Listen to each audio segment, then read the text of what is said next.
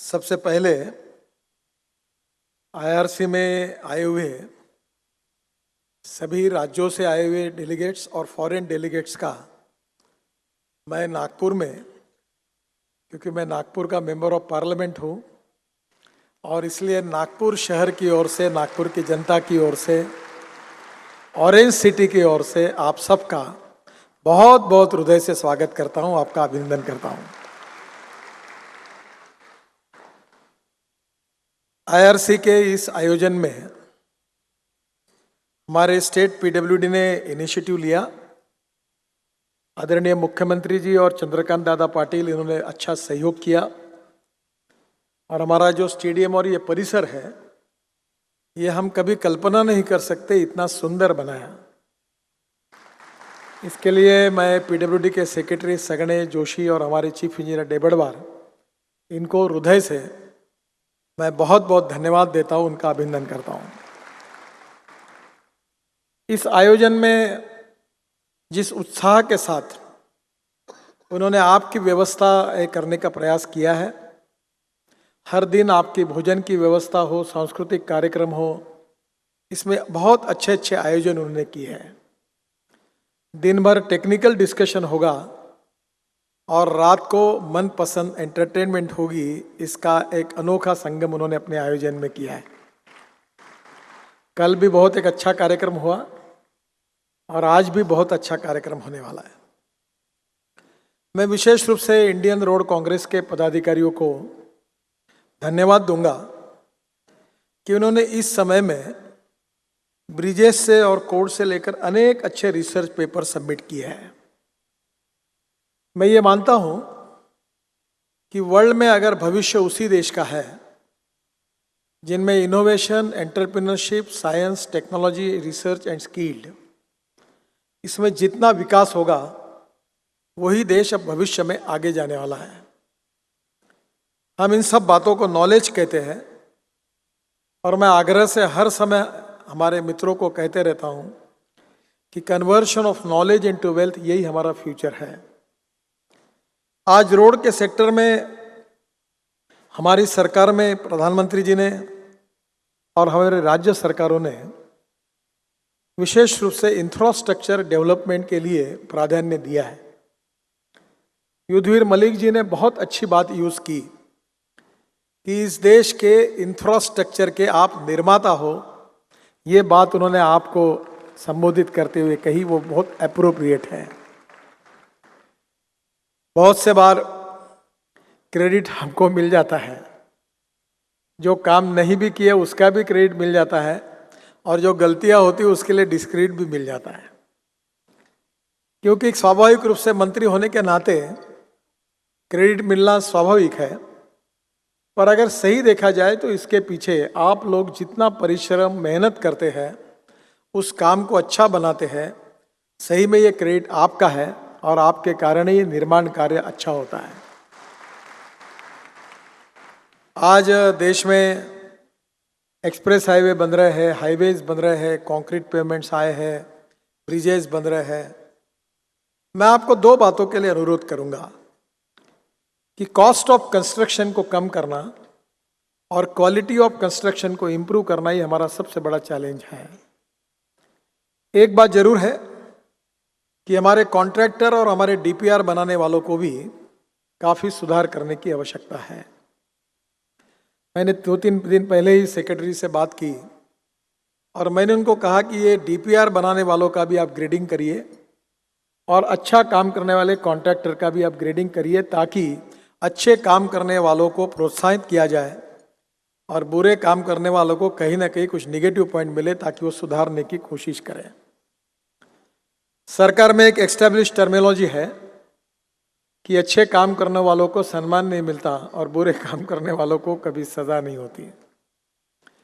पर मुझे लगता है कि अगर हम लोग इसमें एक दृष्टिकोण अपनाएंगे तो क्वालिटी ऑफ कंस्ट्रक्शन को हम कम कर सकते हैं, कॉस्ट कम कर सकते हैं। और इसलिए क्वालिटी ऑफ कंस्ट्रक्शन में कॉस्ट ऑफ कंस्ट्रक्शन को अगर कम करना है तो क्या क्या करना चाहिए, इसका विचार आप सब लोग कर रहे हैं। मुझे खुशी है कि हमारे ग्रामीण विकास विभाग ने और हमने भी ये कोशिश की है कि रोड कंस्ट्रक्शन में वेस्ट प्लास्टिक और वेस्ट रबर का उपयोग किया जाए। 10% वेस्ट प्लास्टिक और वेस्ट रबर अगर बिटुमेन में डालते हैं तो उसके कारण भी अच्छे परिणाम मिले हैं। और अभी एक ऑस्ट्रेलियन कोड आज ही जानकारी मुझे मिली, वो जो ग्लास है, वेस्ट ग्लास है, उसको भी बारीक करके पाउडर बनाकर सैंड के रिप्लेसमेंट में उपयोग किया जा सकता है। तो वेस्ट मटेरियल का उपयोग करने से कॉस्ट भी कम होगी और दूसरी ओर विशेष रूप से हम इकोलॉजी और इन्वायरमेंट के लिए भी कंट्रीब्यूशन देंगे। जहाँ तक हमारा कोड है वो बहुत कंजर्वेटिव है। वर्ल्ड में जो सक्सेसफुल प्रैक्टिसेस है, नए इनोवेशंस है, नए रिसर्च है, उसको अपनाने के लिए अधिकारी डरते हैं। डरते इसलिए है कि एक आधे प्रयोग में अगर अड़चन आएगी, कुछ प्रॉब्लम्स आते हैं, तो मीडिया वाले उसके तुरंत फोटो छापते हैं और उनको जिम्मेदार पकड़ते हैं। और इसलिए जो बात का जिक्र अभी हमारे सेक्रेटरी ने किया है वो बहुत अभिनंदनीय है कि इसके बाद जो भी नए रिसर्च, नए इनोवेशन पर आप पायलट प्रोजेक्ट करेंगे, उसमें अगर कुछ गलतियां भी मिली जाती है तो भी उसके ऊपर किसी को जिम्मेदार नहीं पकड़ा जाएगा, उसको उस प्रकार की छूट देगी ताकि वो पहला पायलट प्रोजेक्ट है। और इसलिए मैं आपको अनुरोध करूंगा कि आप इसमें आगे आइए। वैसे हमारे डिपार्टमेंट में हमने एक रवि सिन्हा जो मुंबई आईआईटी के प्रमुख है सिविल इंजीनियरिंग के, उनकी अध्यक्षता में एक कमेटी बनाई है और उनको हमने अधिकार दिया कि any new technology, new innovation आप उनके पास दीजिए और कमेटी अगर अप्रूव करती है तो हम आपको परमिशन देंगे। मुझे खुशी है कि इसी कमेटी को अभी कुछ दिन पहले हमने मलेशिया भेजा था। माननीय तांबे साहब यहाँ बैठे हैं। और मलेशिया में एक नई टेक्नोलॉजी आई कि हम जब बड़े बड़े ब्रिजेस, वाइडक्ट्स बनाते हैं तो उसके बीच में, दो पिलर के बीच में जो डिस्टेंस है, उसमें मलेशिया में ये रिसर्च हुआ है कि 100 मीटर तक बीच में कोई पिलर खड़ी करने की आवश्यकता नहीं है। और उसके लिए उन्होंने प्री कास्ट में वो स्टील फाइबर का यूज़ किया है। 50 मीटर के लिए हमारे डीजी ने ऑलरेडी अप्रूव किया और आज उन्होंने बीएन सिंह जो हमारे टेक्निकल मैटर के इंचार्ज है, उन्होंने बताया कि ये रिपोर्ट आज मेरी इस सेशन के बाद उनके साथ मीटिंग होगी और उन्होंने कहा कि वो बहुत ही पॉजिटिव है, ये करने से बहुत बड़ा कंस्ट्रक्शन कॉस्ट कम होगी। अभी मैं मुख्यमंत्री से बात कर रहा था कि समृद्धि महामार्ग में 20,000 करोड़ रुपए की कॉस्ट स्ट्रक्चरल के लिए रखी हुई है। अगर इस टेक्नोलॉजी का उपयोग किया जाएगा तो कम से कम 4 से 7,000 करोड़ रुपए की बचत होगी और क्वालिटी ऑफ कंस्ट्रक्शन में इंप्रूवमेंट होगी एक ही प्रोजेक्ट में। तो मुझे लगता है कि हम नए नए बातों को स्वीकार करें। आयरन स्लैग जो हमारे देश में वेस्ट मटेरियल है, बेल्लारी से लेकर कर्नाटक में 150 किलोमीटर के हाईवे में हमने आयरन स्लैग को यूज किया है। अब उसको यूज करने के लिए अनुमति दी है। आयरन स्लैग का जो सीमेंट है वो हमारे रेट कॉन्ट्रैक्ट में 120 रुपये पर बैग आया है और इसलिए आयरन स्लैग का उपयोग करने की भी हमने अनुमति दी है। और एक अच्छी बात जिसका जिक्र महाराष्ट्र के पीडब्ल्यू मिनिस्टर ने किया है, क्योंकि पानी की दिक्कत हमारी बहुत बड़ी समस्या है। उत्तरी भारत में शायद ये समस्या इतनी गंभीर नहीं है, पर कर्नाटक, तेलंगाना, आंध्र प्रदेश, तमिलनाडु, आंध्र प्रदेश, महाराष्ट्र, गुजरात, मध्य प्रदेश, राजस्थान, छत्तीसगढ़, झारखंड, उड़ीसा, यहाँ पानी की बहुत कमी है, पानी नहीं मिलता है। और मैं महाराष्ट्र पीडब्ल्यूडी के डिपार्टमेंट का दादा पाटिल जो है उनका, और विशेष रूप से जो ठेंग करके हमारे चीफ इंजीनियर है, उनका बहुत बहुत अभिनंदन करूंगा कि हमारे बुल्डाना जिले में, बुल्डाना, अकोला और वाशिम जिलों में उन्होंने 56 लाख क्यूबिक मीटर मटेरियल ये रोड के बीच में जो नदियां आती थी, जो नाले आते थे, उससे खोल करके निकाला। और हमारे माननीय मुख्यमंत्री जी ने without cost, free of charge, वो एग्रीगेट रोड कंस्ट्रक्शन में रॉयल्टी फ्री करके यूज करने की अनुमति दी। तो हमने महाराष्ट्र में करोड़ों मिलियन लीटर के पानी का स्टोरेज किया है। एक जगह तो नई नदी तैयार हो गई। हमारे बोंगिरवार साहब यहाँ उपस्थित है, जो मैं मंत्री था महाराष्ट्र में, तब वो चीफ इंजीनियर थे। तब उन्होंने ब्रिज कम बंधारा बनाया था अमरावती जिले में, दरियापुर में, जो पीने के पानी की समस्या सुलझाई गई थी। अब हम लोग ब्रिज कम बंधारा बना रहे हैं और उसके कारण हजारों गांवों का पीने के पानी की समस्या, खेती के लिए पानी मिलेगा और वहां की समस्या को हम निपटेंगे। जिस लातूर जिले में रेलवे के ट्रेन से पानी लाया गया था, वहां हम 3 ब्रिज का बंधारा बना रहे हैं और वो पूरे होने के बाद भविष्य में कभी भी लातूर में ट्रेन से पानी लाने की आवश्यकता नहीं पड़ेगी। इतना अच्छा काम हो रहा है। तो मैं आपसे अनुरोध करूंगा कि महाराष्ट्र का जो मुख्यमंत्री जी ने जो GR निकाला हुआ है वो आप लेकर जाइए महाराष्ट्र PWD से, और जहाँ जहाँ एग्रीगेट की कमी है, वहाँ जो सैंड भी मिलती है उन रिवर में से, वो सब निकालने की अगर आप अनुमति देंगे तो वाटर स्टोरेज की इतनी बड़ी कैपेसिटी खड़ी होगी, वाटर कंजर्वेशन होगा, इकोलॉजी और इन्वायरमेंट की रक्षा होगी, कॉस्ट ऑफ कंस्ट्रक्शन कम होगा और पीने का शुद्ध स्वच्छ पानी तो लोगों को मिलेगा ही, फिर खेती को भी पानी मिलेगा। आम के आम गुठली के दाम, ऐसा ये काम है। मैं आग्रह से आपसे अनुरोध करूंगा कि आपके राज्यों में इसका आप उपयोग करिए। ये बहुत कॉस्ट इफेक्टिव है और ये बहुत उपयोगी है। विशेष रूप से और एक बात मैं आपको कहूँगा, मैं बायोफ्यूल पे काम करता हूँ। आज हमारा एग्रो विजन करके एक बहुत बड़ा कन्वेंशन की इनॉग्रेशन भी है माननीय मुख्यमंत्री जी के हाथ से, और हमने अभी LNG पर, CNG पर और बायोडीजल पर ट्रैक्टर को आज लॉन्च कर रहे हैं। और CNG जो बना रहे हैं वो बायोमास से बना रहे हैं। राइस स्ट्रॉ, परली जो जला देते हैं उत्तर प्रदेश और हरियाणा में, 1 टन परली से 280 लीटर बायो इथेनॉल बनता है और उससे करीब 5-4.5 टन परली से 1 टन CNG निकलता है। और मैं कोई भी बात प्रयोग के बिना नहीं कहता हूँ, मैं खुद प्रयोग करके ये तैयार कर चुका हूँ, इसलिए आपको विश्वास के साथ कह रहा हूँ कि मेरे बातों पर विश्वास रखिए। तो ये पूरा गांव में अगर CNG बनेगा और इसका उपयोग होगा तो एक ट्रैक्टर वाला जो साल में 1 लाख रुपए डीजल पर खर्चा कर रहा है, वो 50,000 रुपये, मैंने 50,000 का सेविंग उसका होगा। मैं आगे की बात आपको कह रहा हूँ कि कंस्ट्रक्शन मशीनरी में, अब मैं भी ट्रांसपोर्ट मंत्री हूँ, इसलिए ऑटोमोबाइल के स्टैंडर्ड्स तय करना मेरे डिपार्टमेंट का अधिकार है। अब हम लोग यूरो 6 की तरफ जा रहे हैं 1 अप्रैल 2020 से। अब मैं आपको अधिकृत रूप से बता रहा हूँ कि BMW से लेकर ट्रैक्टर में आप बायोडीजल यूज करते हैं, और आज अगर ये बायोडीजल 5 से 6 रुपये लीटर सस्ता है, अगर ये आपने, अगर कंस्ट्रक्शन में जो आपका बुलडोजर है, प्रोक्लेन मशीन है, JCB है, ट्रक्स है, इसमें अगर बायोडीजल अगर यूज किया तो it is import substitute, cost effective, pollution free and indigenous, और इससे आपके कॉस्ट ऑफ कंस्ट्रक्शन भी कम होगी और प्रदूषण भी कम होगा। और ये कंस्ट्रक्शन में मशीनरी को यूज करने में कोई अड़चन नहीं है।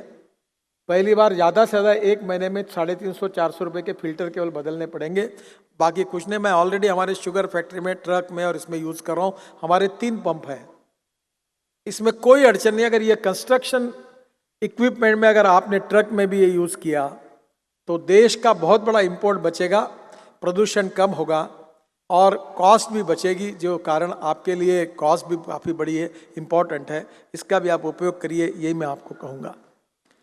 जहाँ तक रोड एक्सेप्टी की बात है, उसमें सेक्रेटरी जो उन्होंने कहा है, हमारे उस समय मैं जब सेक्रेटरी था, तांबे साहब यहाँ थे, उस समय सेक्रेटरी थे, अभी बैठे यहाँ, हमने एक अपघात निवारण कमेटी, मराठी में कहते हैं अपघात निवारण समिति बनाई थी, और इस समिति के अध्यक्ष हमारे सेक्रेटरी थे जो रिटायर्ड हुए थे उस समय के। उसमें DG पुलिस थे, SP थे, RTO के लोग थे, सभी अधिकारी थे, कुछ जनप्रतिनिधि थे, और उन्हें महाराष्ट्र में एक्सीडेंटल स्पॉट्स आइडेंटिफाई करने के लिए विजिट किया और पूरे जिले में गए। वो 6-7 महीने उन्होंने मेहनत की और उन्हें 2,500 एक्सीडेंटल स्पॉट्स आइडेंटिफाई किए।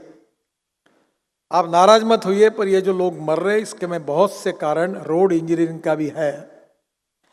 हमारे यहाँ ये DPR बनाने वाले जो है, अब मैं आज के इसमें ज़्यादा कठोर शब्द यूज़ नहीं करता, मैंने बहुत बार इनको बहुत शब्दों में डांटा है, घर में बैठ के DPR बनाते हैं। और ये DPR बनाने में, ये चंद्रकांत दादा पाटिल जिस जिले से आए कोल्हापुर में, वहाँ जयसिंहपुर बाईपास है, एक कर्व पर 150 लोग मरे थे, 150। और जब तांबे साहब ने मुझे बताया, हमने तुरंत वो कर को स्ट्रेट किया, उसके बाद एक्सीडेंट नहीं हुआ। अगर ये पहले होता तो एक जगह मरने वाले 150 लोगों की जान बचती है। मैं सभी स्टेट पीडब्ल्यूडी सेक्रेटरी, मंत्री और डीजी, इनको सबको आह्वान करता हूं कि हमारे देश की पूरे वर्ल्ड में बदनामी है। मैं जब वर्ल्ड कॉन्फ्रेंस में जाता हूं तो हाईएस्ट एक्सीडेंट और हाईएस्ट मरने वाले लोग कहा है तो हिंदुस्तान में करके कहा जाता है। फिर गोरे लोगों का मार्गदर्शन होता है और वो हमको कहते कि इंडिया ने क्या क्या करना चाहिए। मैं नीचे मुंडी डाल के सुनता हूँ। मैं आपसे अनुरोध करता हूँ कि इस देश में हर साल 5 लाख एक्सीडेंट होते हैं और 1.5 लाख लोग मर जाते हैं। ये केवल नसीब को दोष देते हुए नहीं होगा। मरने वाले लोगों में 18 से 35 साल के 65% युवा है। मेरा भी एक्सीडेंट हुआ था। कहीं ऐसी नौबत ना आए कि हमारे में से, आप में से किसी के परिवार में ये संकट किसी पे आए। और इसलिए मैं आपको बहुत बहुत नम्रता से और बहुत संवेदनशीलता से अपील करता हूं कि रोड इंजीनियरिंग के कारण कभी पेड़ नहीं काटे हैं, कभी कर्ज ऐसी है, कंस्ट्रक्शन में गलतियां रही है, अधूरा कंस्ट्रक्शन पड़ा रहता है, गड्ढे पड़े रहते हैं, 4-4 महीने ठेकेदार गायब हो जाता है। जाकर वहाँ हीरो होंडा पे लोग डबल रोज गिर रहे हैं, रोज मर रहे हैं, फिर भी हमें कोई संवेदनशीलता ही नहीं है। फॉरेन में जाते तो एक जगह एक्सीडेंट अगर काम चलता है तो वो कवर किया जाता है, गड्ढा किया जाता है तो 24 घंटे के अंदर पूरा हो जाता है। टेलीफोन वालों का तो मुझे ऐसा कौतुक है कि वो देखते रहते रहा कि कहाँ रोड अच्छा बना, जहाँ अच्छा बना वह तुरंत खोदने के लिए दौड़ के लिए आते हैं, केबल डालने के लिए। वो जैसे कोई ब्राह्मण से मुहूर्त तो देखा उन्होंने कि कब अच्छा बना और कब उसको खोदना है। और खोदते तो कॉरपोरेशन और हम सब पैसे लेते उनसे, पर वो रोड अच्छा नहीं करते, खड्डे नहीं बुझाते हैं, पैसे डिपॉजिट कर लेते अपने पास। क्या आप इतना छोटा सा काम नहीं कर सकते कि अगर खोदा है तो उसी स्थिति में उससे पहले जैसा रोड फिर से उसको बनाना ही होगा? क्या आप इसके लिए ये प्रोविजन करने की जरूरत है कि ठेकेदार नहीं करेगा तो इंजीनियर और ठेकेदार को क्रिमिनल प्रोसीजर कोड लगाकर, नॉन अवेलेबल ऑफेंस लगाकर एक्सीडेंट हुआ है तो उसको जेल में डाले? क्या इसकी प्रोविजन करने की आवश्यकता है? बहुत से बार हाईकोर्ट निर्णय करते हैं, सेक्रेटरी को समन्स करते हैं। मैं आपसे अनुरोध करूंगा कि इसके बारे में बहुत संवेदनशील अगर आप बन जाएंगे तो बहुत से लोगों की जान बचेगी। हाथ पैर टूटते लोगों, 3-3 लाख लोगों के हाथ पैर टूटते हैं, वो दिव्यांग हो जाते हैं। तो मेरा आपसे अनुरोध है कि इस विषय पर आप ध्यान दीजिए। 4% कम हुआ है, पर यह कोई शाबाशी वाली बात नहीं है। मैं हमारे डिपार्टमेंट में हमने सब रिकॉर्ड तोड़ दिए, पर यह सब्जेक्ट ऐसा है ब्लैक स्पॉट्स का और एक्सीडेंट्स का कि हम चाहते थे कि 50% लोगों की हम जान बचाएंगे, पर हम उसमें अभी तक यशस्वी नहीं हो पाए। मैं आपके सभी स्टेट पीडब्ल्यूडी के मंत्री जी को, हमारे DG, secretary, chief engineer, executive engineer, सभी फैटर्निटी को आह्वान करता हूं। आपके क्षेत्र में अभी मैंने एक एक्सीडेंट के लिए एक मेंबर ऑफ पार्लियामेंट की डिस्ट्रिक्ट लेवल कमेटी भी अपॉइंट की है। म्यूनिसिपल कॉरपोरेशन, नगर परिषद, जिला पंचायत, सबका सहयोग लेकर, पुलिस का सहयोग लेकर ये छोटे छोटे एक्सीडेंटल स्पॉट्स बोर्ड लगाना, कर्व्स रहती है, ऐसे एक ही जगह पर 100 एक्सीडेंट्स होते हैं। मैं आपसे अनुरोध करूंगा कि इसमें विशेष रूप से इस IRC से जाने के बाद इस विषय को आप प्रायोरिटी दीजिए, यही मेरा आपसे अनुरोध है। IRC के कोड के बारे में 250 पेपर आए हैं। BN सिंह जी से उन्होंने मुझे अच्छा सुझाव दिया कि अब इसको एक एक रिपोर्ट के बजाय हम इसकी एक ही किताब बनाएंगे, ब्रिज कोड और रोड कोड, और उसको प्रकाशित करेंगे और उसके साथ वेबसाइट पे भी रखेंगे।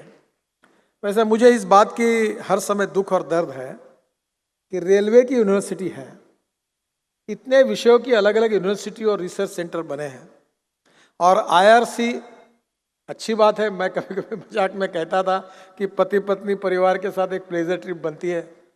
ये केवल प्लेजर ट्रिप नहीं, आप जरूर आइए प्लेजर ट्रिप के लिए, आपके फैमिली का और आपका स्वागत है।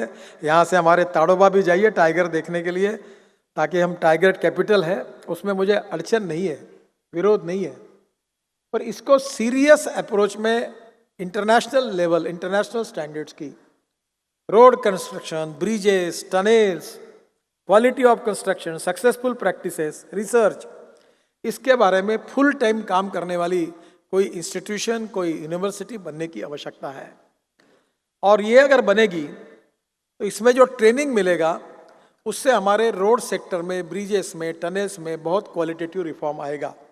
तो मैं निश्चित रूप से हम भारत सरकार की ओर से इसको सपोर्ट करने के लिए तैयार है, राज्य सरकार इसको सपोर्ट करने के लिए तैयार है।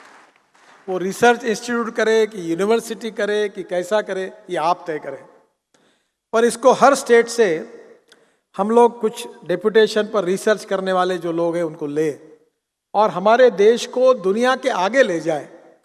हमारे रिसर्च, हमारे कोड, हमारे standards America, Germany, Japan use करें। आज हमारी स्थिति ऐसी हुई कि उनके कोड लाकर मुझे इनको दिखाना पड़ता है और इसको आप अपनाओ करके करो, ये कहना पड़ता है। क्या हमारे पास वो इंजीनियरिंग स्ट्रेंथ नहीं है? हमारे पास वो एबिलिटी नहीं है? हमारे ही सॉफ्टवेयर इंजीनियर जाकर अमेरिका में हमारे फील्ड में काम करके रिसर्च करके हमारे पास उनके तरफ से आते हैं। मुझे लगता है कि आप में पोटेंशियल है और इसके लिए आप जरूर सीरियसली विचार करिए, यही मेरा आपसे अनुरोध है। ट्री प्लांटेशन, हम ट्री काटने का काम करते हैं तो बहुत बड़े प्रमाण पर टीका टिप्पणी होती है। आजकल ग्रीन जजेस भी आए हैं, लगातार स्टे भी मिलता है। ट्री कटिंग अच्छी बात नहीं है, तो मैं आपसे अनुरोध करूंगा कि ट्री ट्रांसप्लांटेशन, इसमें काफ़ी टेक्नोलॉजी आई है, इक्विपमेंट्स आए हैं। क्या हम पेड़ को काटने के बजाय उसको ट्रांसप्लांट कर सके? ये भी संभव है। वहाँ के आप जहाँ जहाँ के लोग हैं, वहाँ की IIT और यूनिवर्सिटी के साथ मिलकर अगर ट्रांसप्लांटेशन में भी आप काम करोगे तो इस देश के अनेक पेड़ों को हम बचा सकेंगे। एक तरफ एक्सीडेंट्स में मरने वाले लोगों को जैसे बचाना है, वैसे पेड़ों को भी बचाने का काम हम करेंगे तो देश के इकोलॉजी और इन्वायरमेंट के लिए हमारा बड़ा कंट्रीब्यूशन होगा। दूसरी ओर रोड ब्यूटिफिकेशन में हमने रोड के बाजू में अगर पेड़ लगाए तो मुझे लगता है ये भी बहुत बड़ी बात होगी। हमको इंटीग्रेटेड अप्रोच में सोचना होगा। रोड बनाना हमारा काम है, वाटर कंजर्वेशन से हमारा कोई संबंध नहीं, पेड़ लगाना फॉरेस्ट का काम है। ऐसे सरकारी जवाब मत दीजिए, क्योंकि लोग बहुत होशियार हैं कि कोई काम के लिए नहीं बोलने के लिए क्या लीगल और लॉजिकल आर्गुमेंट करना, उन करने वाले विद्वानों के देश में कमी नहीं है। उनमें से आप में से ऐसे कोई नहीं है पर मेरा आपसे अनुरोध है कि प्लांटेशन को बढ़ाओ। हम लोग पेड़ एक तोड़ते हैं तो 10 पेड़ लगाएं, और इसलिए अगर पेड़ भी तोड़ने पड़ेंगे हमारी मजबूरी है, और इसके लिए भी आप विशेष रूप से इंटरेस्ट लीजिए, यही मेरा आपसे कहना है। मैं और एक बात कहूँगा कि हमारी सिस्टम को transparent, time bound, result oriented और करप्शन फ्री बनाना है। हमने हमारे सब टेंडर को ई टेंडर कर दिया है। मैं मेरे डिपार्टमेंट में 10 लाख करोड़ से ज़्यादा काम अवार्ड कर चुका हूँ, और मुझे इस बात की खुशी है कि मुझे और मेरे सेक्रेटरी और मेरे ऑफिस में कभी किसी कॉन्ट्रैक्टर को मिलने के लिए आने की जरूरत नहीं पड़ी। सुबह 9 बजे टेंडर निकलता है और 12 बजे वर्क ऑर्डर मिलता है। मैं आपसे अनुरोध करूंगा कि transparent, time bound, result oriented, corruption free decision making process हमें करनी चाहिए। कुछ लोग तो ऐसे हैं जो फाइल से भी ज़्यादा, पत्नी से भी ज़्यादा फाइल पर प्रेम करते हैं। आप में से ऐसे लोग नहीं हैं और फाइल मिल गई तो दबा के बैठ जाते हैं, और जब तक कोई मिलता नहीं तब तक फाइल को जान नहीं आती। ये मत करिए। मैं बहुत बार कहता हूं, I like people who can get the things done. Even some time I like dishonest people who can take the wrong decision. I am ready to tolerate them, but I dislike honest people who don't want to take the decisions. Decision नहीं करना ये सबसे बड़ी बीमारी है। आप क्या decision करना ये आपका प्रश्न है। I never influence my secretary and my people की ऐसा निर्णय को। मैं उनको आर्गुमेंट करता हूं, उनका भी सुनता हूं। मैं equal approach, you don't hesitate to criticise me, either convince me और कन्विंस बाय मी। और उसके बाद एक आधे बार पब्लिक इंटरेस्ट में कहता तो मैं ओवररूल करने करके आप उसकी जिम्मेदारी लेने के लिए तैयार हूं। मैं उस बात के लिए नहीं डरूंगा कि आपके कंधे पे बंदूक रखकर नहीं चलाऊंगा, मैं डिसीजन लूंगा, पर मुझे ऐसा वक्त ही कभी आता नहीं। मेरा विश्वास है कि अगर यही बात हम करेंगे तो corruption free, transparent, time bound, result oriented और फास्ट ट्रैक, कितना अच्छा। यही महाराष्ट्र में मैं मंत्री था, 70 दिन में एक पुल बना। अभी एक ROB 100 दिन में बना हमारे दिल्ली के रिंग रोड पर, और ये सालों साल काम चल रहा है। एस्केलेशन कॉस्ट बढ़ रहा है, 10 रुपए का काम 40 रुपए में हो रहा है। क्या देश के जनता का पैसा फुकट का पैसा है? क्यों नहीं काम समय पे होता है? अगर हम पहले ही सब प्रिपरेशन करके रखेंगे, जैसे घर में हम लोग, हमारे घर में हमारी पत्नी अगर किचन में होती है तो सब्जी लगती है तो क्या तेल डालने के बाद बोलती क्या सब्जी खरीद के लाओ, हम पहले ला के रखते हैं ना घर पे। तो वैसा भी आप प्लानिंग करें, planning in advance and planning in detail, तो आपको कोई ज़रूरत नहीं पड़ेगी, फटाफट क्लियरेंसेस ले लो। यूटिलिटी शिफ्टिंग के हमने अभी पूरे रेट तय कर दिए हैं, हर बार नए नए एस्टीमेट, उसी पाइप के लिए हर बार नई नई बात, हर टेंडर के लिए नया प्री क्वालिफिकेशन। हमारे यहाँ तो एक ही सिक्सर मारने की बाकी रही थी महाराष्ट्र में कि काला कोट पहने हुए जो आएगा उसी को टेंडर मिलेगा, इतना ही लिखना केवल बाकी रहा था। हर काम की नए टेक्निकल क्वालिफिकेशन, नई फाइनेंशियल क्वालिफिकेशन। ऐसा क्यों यूनिफॉर्म पॉलिसी नहीं बन सकती है? बन सकती है, और यह देश के हित में बनाना आवश्यक है। और इसलिए मैं आपसे administrative reform, economic reform, new innovation, new research in technology, cost saving, import substitute, pollution free, time bound, result oriented and quality के साथ कोई कॉम्प्रोमाइज नहीं। ये काम आप इस इंडियन रोड कांग्रेस से निश्चित रूप से इन बातों का विचार करके जाइए, यही आपसे अनुरोध करता हूं। फिर से एक बार आपका बहुत बहुत हृदय से स्वागत करता हूं, आपको धन्यवाद देता हूं। विशेष रूप से फॉरेन डेलीगेट्स जो आए हैं, I am specially welcoming all of you. It is really a great pleasure and pride for me that I am welcoming all of you in Nagpur. Once again, thank you very much. Namaskar.